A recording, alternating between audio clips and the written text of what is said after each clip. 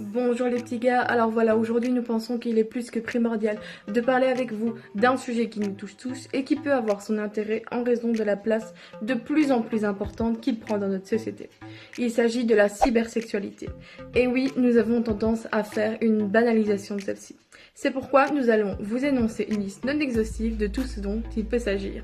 Diffuser des images pornographiques, échanger des textes érotiques, envoyer des messages à caractère sexuel, visualiser de la pornographie, envoyer des photos dénudées à son partenaire.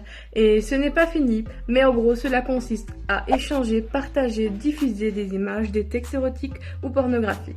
Il s'agit donc d'une interaction à caractère sexuel via les emails, les forums, la transmission d'images, la webcam et la vidéo. Enfin bref, nous pensons que vous avez bien compris. Alors maintenant, je vais vous parler des différents dangers liés à cette cybersexualité. Alors qu'est-ce qu'on peut retrouver dans ces dangers? On peut retrouver déjà le risque de développer une dépendance au niveau de la sexualité.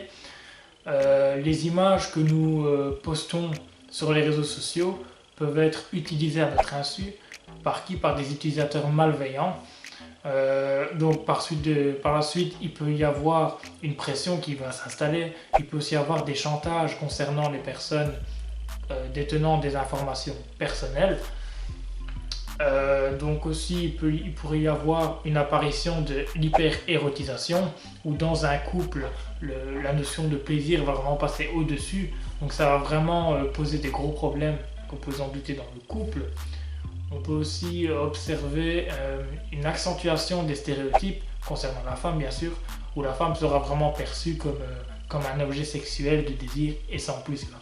Du coup, je crois qu'avec tout ça, on peut bien dire qu'on n'est vraiment pas sorti de l'auberge. Néanmoins, nous pouvons déjà tous contribuer à la diminution de la cybersexualité. Alors comment? Déjà en étant attentifs aux photos que nous postons sur les réseaux. Comme je vous l'ai expliqué tantôt, si une photo est publiée sur un réseau social, elle ne nous appartient plus vraiment. Donc voilà.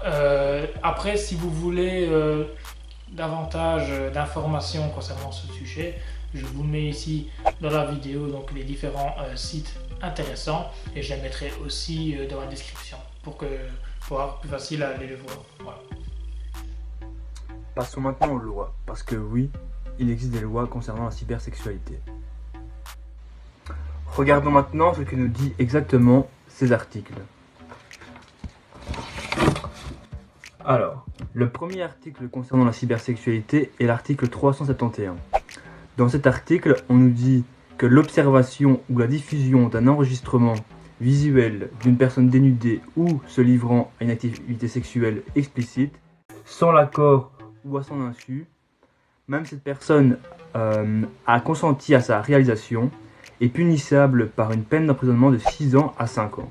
En plus de ça, il faut savoir que si les faits ont été commis sur la personne et que la personne est une mineure de plus de 16 ans, la peine encourue peut aller de 5 ans à 10 ans de prison.